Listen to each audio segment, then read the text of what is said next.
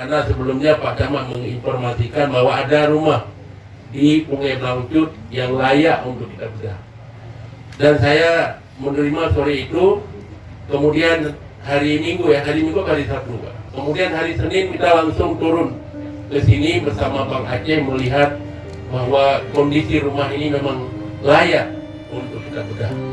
Dan esoknya langsung kita ambil tindakan dan alhamdulillah mulai tanggal 13 Februari kita bangun rumah ini.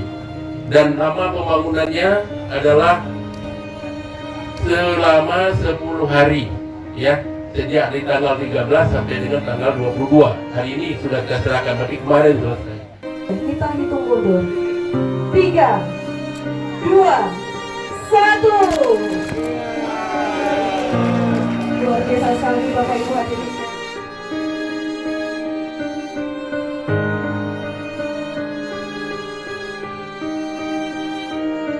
Ya, ini sudah menjadi tekad kami, saya bersama dengan Pak Zainal Arifin, di mana Banda Aceh kita harus bebas dari warga kita yang menempati rumah yang tidak layak huni.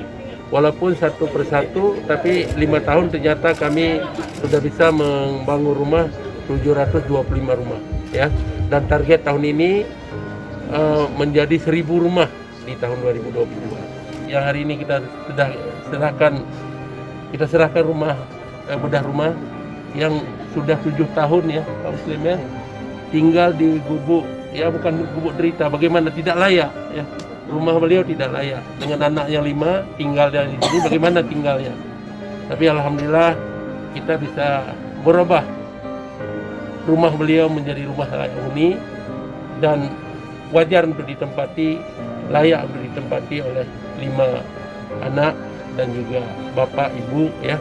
Semoga rumah ini bermanfaat bagi Pak Muslim dan keluarga untuk rumah tempat tinggal, untuk cari rezeki, untuk ibadah, untuk bersilaturahmi.